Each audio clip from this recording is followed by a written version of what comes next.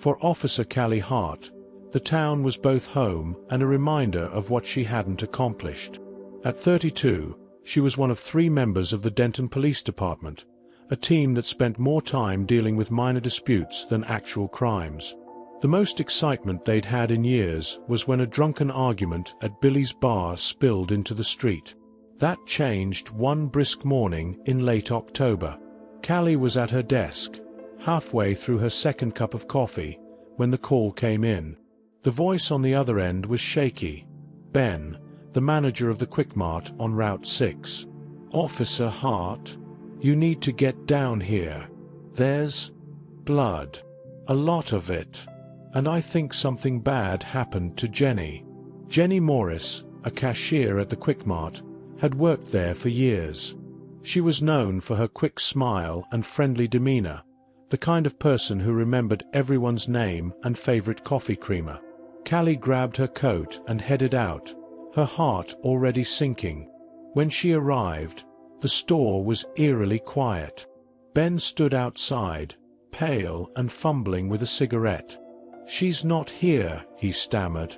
"Her car's out back, but she's gone. And there's—" he gestured inside, his voice trailing off. Callie stepped into the store. Near the back, by the employee entrance, she saw it, a pool of blood stark against the beige tiles. A set of smudged handprints led toward the door, as if someone had been dragged. By the time the other 2 officers arrived, Callie had secured the scene. The initial examination offered few clues. There was no stolen cash from cash register, no indication of a robbery. Jenny's purse and phone were still in the break room.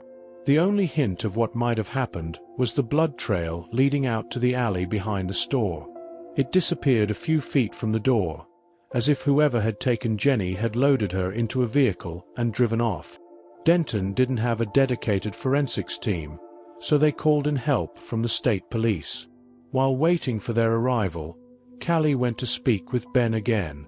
"When's the last time you saw Jenny?" she asked. "Last night, around 10:30, he said.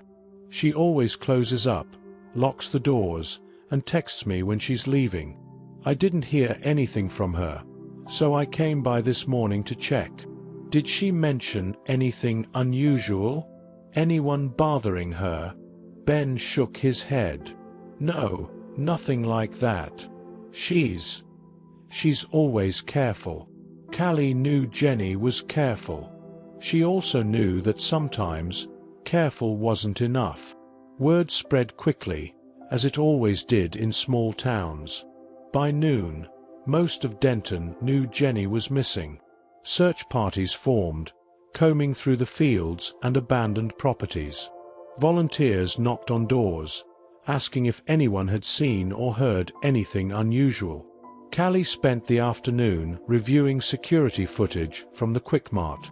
Most of it was unremarkable, customers coming and going, Jenny stocking shelves. Then, at 10:15 p.m., a man entered the store.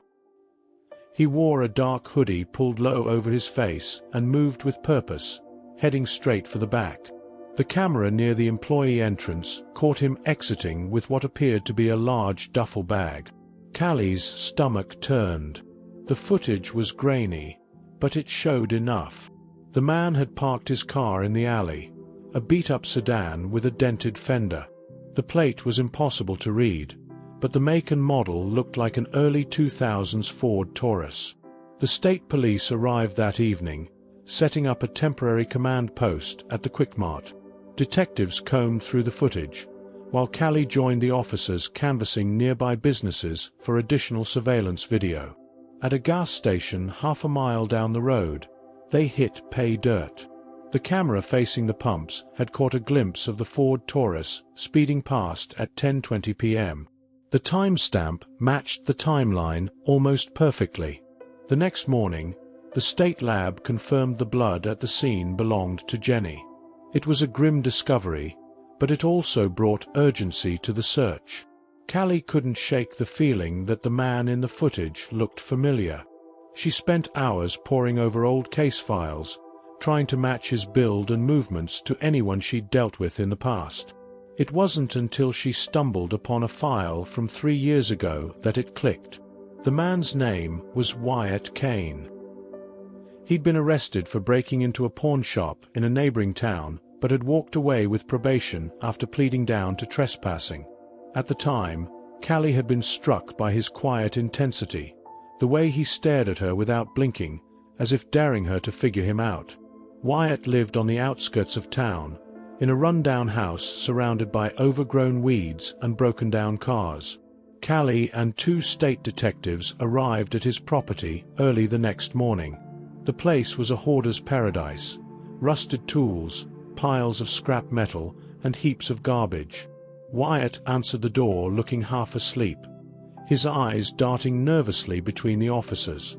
"I don't know what you're talking about," he said when confronted about the footage. "We have you on video," Callie replied. "Your car matches the description, and you were near the scene. Where's Jenny?"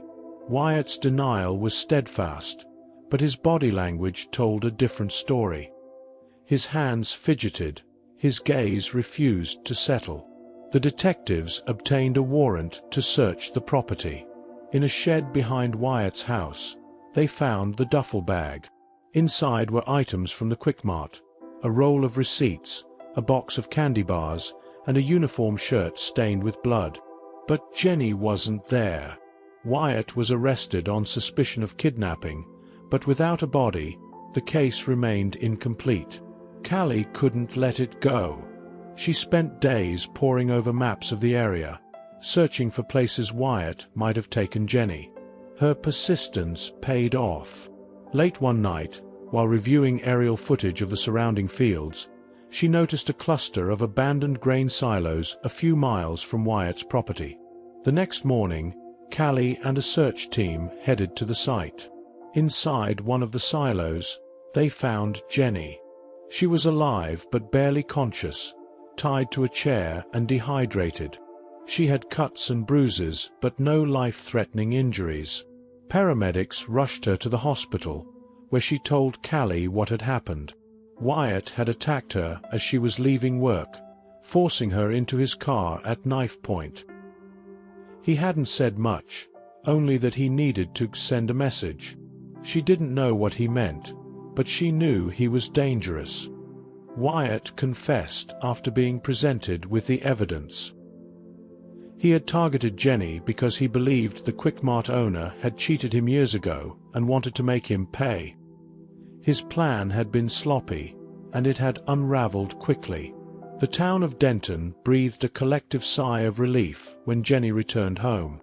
The Quick-Mart installed better security, and Callie was hailed as a hero, though she brushed off the praise. For her, the case was a reminder of how quickly lives could be upended and how important it was to stay vigilant, even in a quiet town like Denton. And while Jenny tried to move on, the scars of that October night lingered, a stark reminder that even in the safest seeming places, danger could lurk in the shadows. If you enjoyed this story, don't forget to subscribe. It's free, and you'll never miss a mystery. Thanks for listening, and I'll see you soon.